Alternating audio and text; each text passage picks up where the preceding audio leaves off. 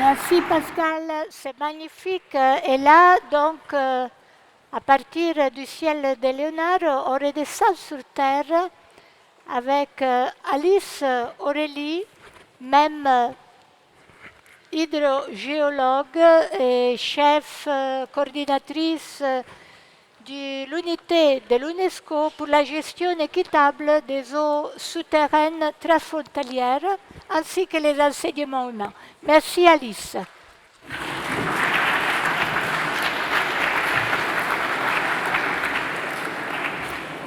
Chère Paola, je chercherai d'être vraiment bref. Tu m'as dit 10 minutes, je ferai de mon mieux. Alors, je pense que tout le monde sait du programme du patrimoine mondial de l'UNESCO.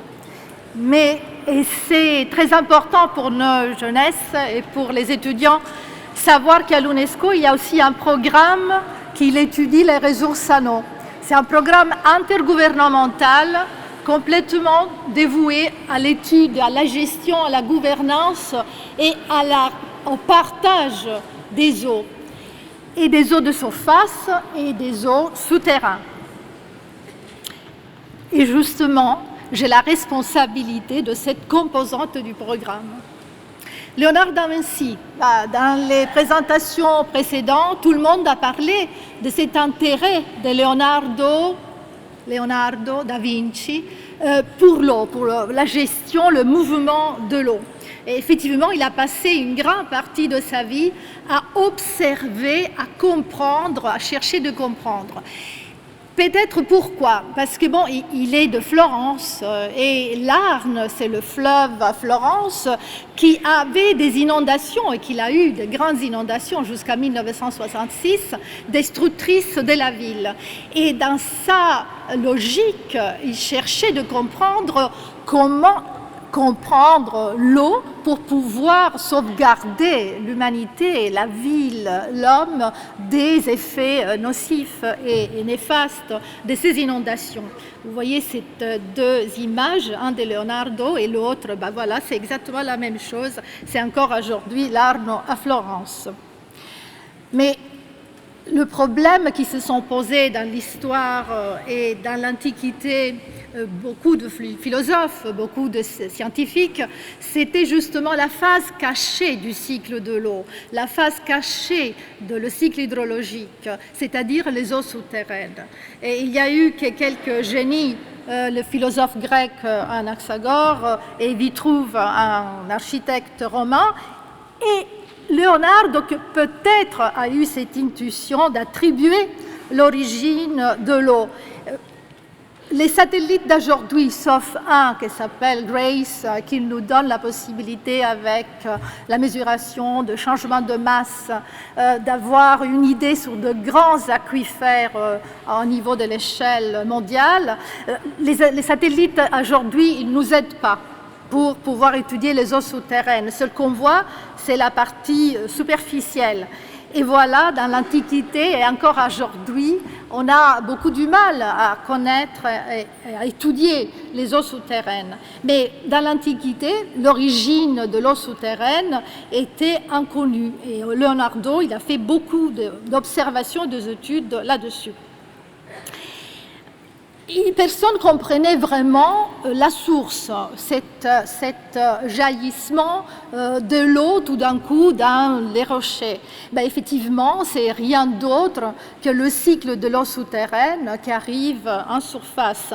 Et dans l'Antiquité, il y avait l'origine des mythes, diviniser la source, et le monde souterrain était mystérieux et très plein des légendes. La face cachée du cycle de l'eau souterraine, était encore très mystérieuse. On a des oasis dans le milieu de désert. Les hommes cherchaient de comprendre cette eau venait d'où. Mais le fait qu'à niveau scientifique, la connaissance sur les eaux souterraines n'était pas parfaite, n'a pas empêché l'humanité d'utiliser cette ressource.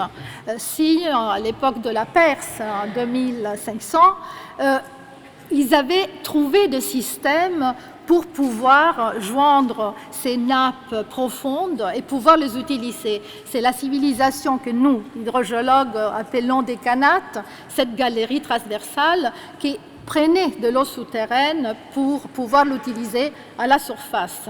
Et aussi, au Pérou, à l'époque de la civilisation des Nazca, peut-être vous tous, vous connaissez ces grandes lignes qu'on peut voir seulement par le satellite ou de photos satellitaires sur ce territoire péruvien et dans ces déserts. Certains spécialistes pensent que justement, c'était rien d'autre pour pouvoir indiquer des sources d'eau souterraine, des puits qu'on appelle encore puquillos au Pérou, dans lesquels les civilisations passées ont puisé l'eau souterraine.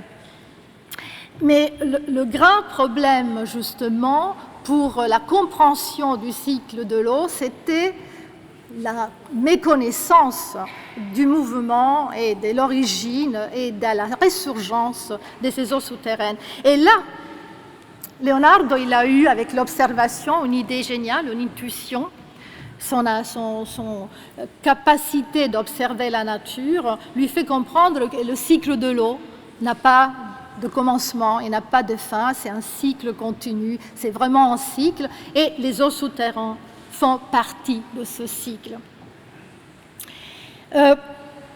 Comme on a déjà vu dans des présentations précédentes, il continue à chercher de comprendre le mouvement de l'eau et l'écoulement des eaux souterraines.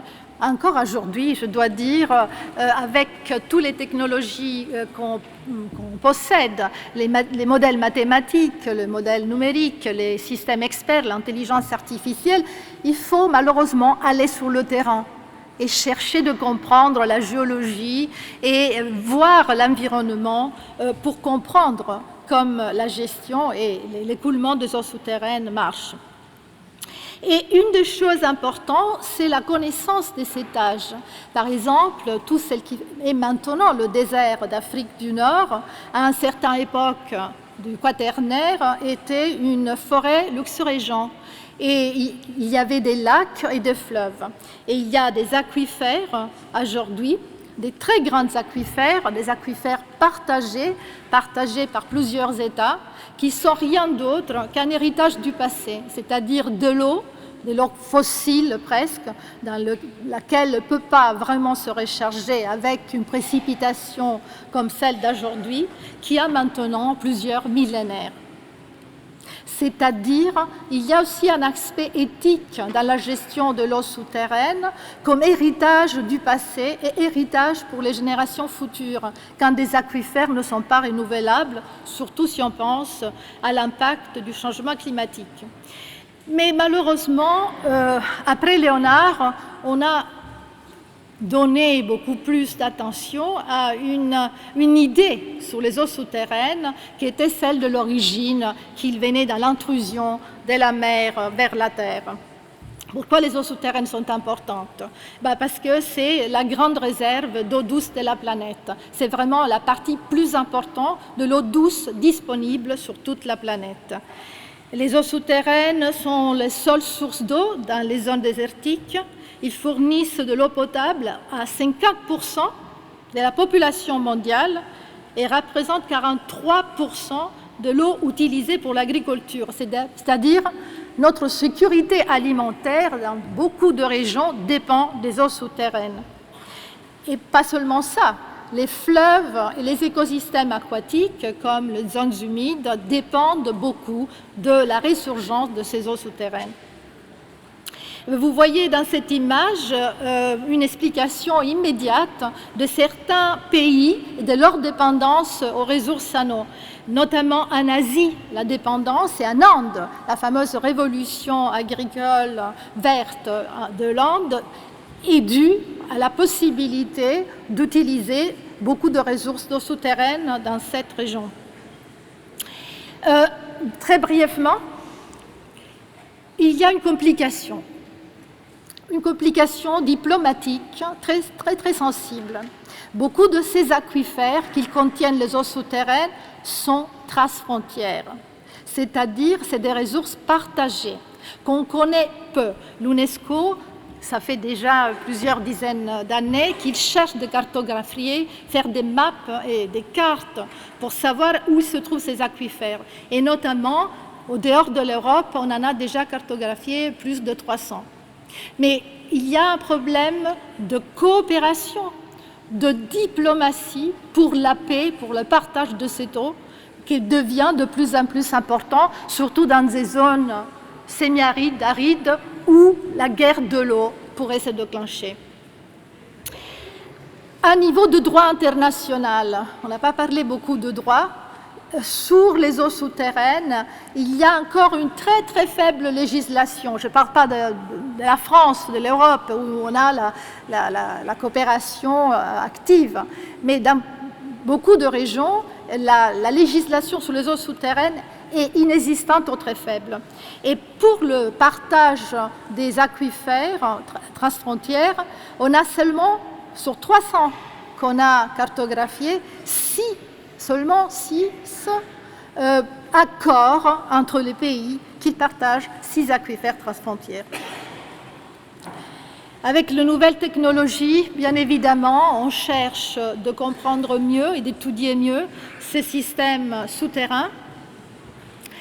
Mais il y a des menaces qui pèsent sur ces ressources en eau, c'est-à-dire la pression croissante sur les aquifères dus aux contaminations, à la pollution. On a vu les techniques juste avant moi, la possibilité d'utiliser la nature même pour dépolluer et malheureusement l'agriculture intensive et l'utilisation érigée dans les mégapoles. On extrait beaucoup plus d'eau que de pétrole aujourd'hui dans le monde. Et dans les derniers 50 ans, l'extraction des eaux souterraines a augmenté presque de 300%. Le changement climatique pourrait réduire la recharge des nappes souterraines et bien évidemment diminuer la quantité de stockage de ces aquifères. Et le manque de données dans plusieurs régions du monde, en Afrique, ou en Amérique latine, ou en Asie, on a encore beaucoup de méconnaissance de ces ressources souterraines. Ça, c'est un puits, c'est l'image d'un puits en Inde. Merci.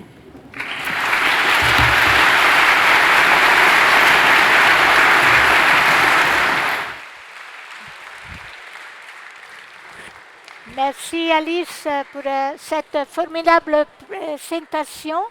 Et